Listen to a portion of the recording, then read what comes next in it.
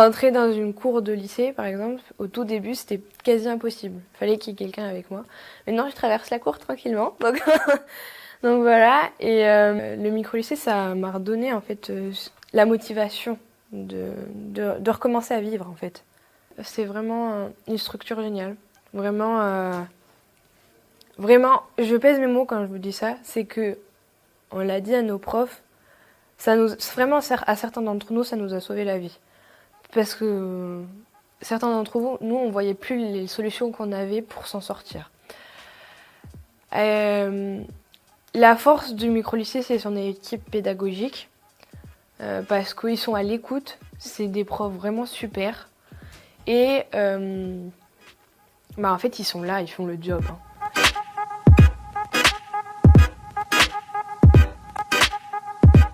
Le micro-lycée Liane, c'est donc une petite structure où qui accueille des décrocheurs scolaires de 6 mois à plus de 6 mois.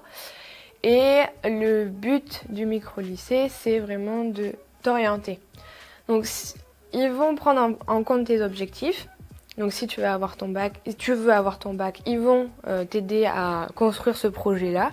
Si, par exemple, c'est juste un point de passage pour se réorienter ou se dire « je réintègre une structure pour aller retourner dans un lycée normal », ils vont aussi monter ce projet-là avec toi. Ou si par exemple tu veux juste avoir un point de passage pour re-rentrer en formation et puis après te rediriger vers un autre endroit, ils vont aussi t'aider à faire ça. C'est vraiment un espace où on construit un projet avec toi et on remet à plat les choses qui te sont arrivées. Et c'est un endroit où on te remet les choses à plat, on te dit ok, qu'est-ce qu'on peut faire maintenant avec les difficultés que j'ai, comment je peux régler ces difficultés et qu'est-ce que j'ai envie de faire plus tard.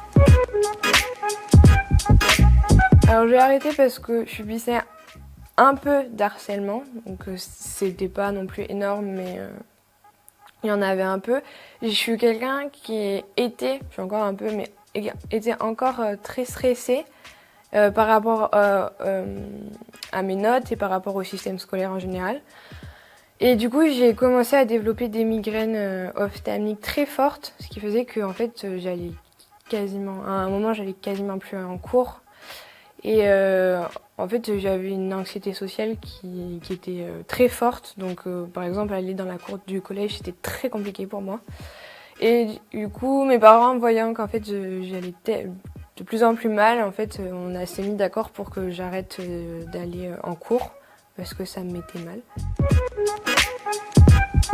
Ce qui m'a plu dans le micro-lycée, c'est vraiment la proximité qu'on a avec les professeurs. C'est-à-dire que on est en petit comité d'une dizaine de personnes, généralement par classe, voire moins. Et du coup, le professeur a plus le temps pour toi, en tant qu'individu. Alors que quand on est dans une structure normale, on est à 30 voire à 40 par classe, le prof il a clairement pas le temps pour ça. Donc tu peux être laissé de côté. Et moi j'avais besoin d'être rassurée, donc le fait que le prof soit là, ça me rassurait beaucoup. Donc ça m'a vraiment aidée. Et puis la deuxième partie, c'est pas vraiment la partie scolaire, parce que moi j'avais pas forcément de difficultés scolaires. C'était vraiment le côté social, où vu qu'on est en petit comité toujours et qu'on est à l'écoute, finalement j'ai pu me réadapter petit à petit à rentrer dans un société, dans un groupe finalement. Le premier conseil que j'aurais, c'est communiquer, parce que c'est la première étape pour se libérer. Moi, c'est ce que j'ai fait, j'ai parlé à mes parents alors que ça allait pas.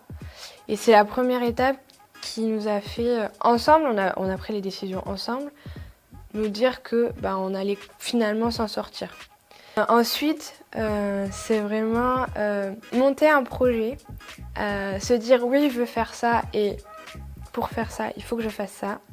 C'est se donner des objectifs et finalement, ça aide beaucoup. C'est la motivation, c'est vraiment se trouver un but, un moteur, je sais pas moi. Vraiment, ça peut être tout et n'importe quoi. C'est juste avoir un moteur pour avancer et là, on sort d'un cercle vicieux en fait. C'est sortir du cercle vicieux. Et la motivation et la communication, c'est les deux premières étapes. Et ensuite, c'est garder espoir parce que même dans les moments les plus sombres, et pour le coup c'est ce que j'ai appris au micro-lycée, il y a toujours des bonnes nouvelles qui arrivent. Il y a toujours de l'espoir. Et le micro-lycée, il est aussi là pour vous montrer le chemin et vous aider à arriver en fait à votre objectif. Et si votre objectif c'est par exemple juste de sortir de chez vous, le micro-lycée il va vous aider à ça. Et c'est déjà énorme, même pour je sais pas si les gens ils s'en rendent compte, mais déjà pour les gens qui ont de l'anxiété sociale comme moi, sortir de chez nous, prendre le train, prendre un transport en commun, c'est un pas qui est énorme. Et le faire, vous avez déjà fait une bonne partie du chemin. Donc il faut garder espoir. Voilà.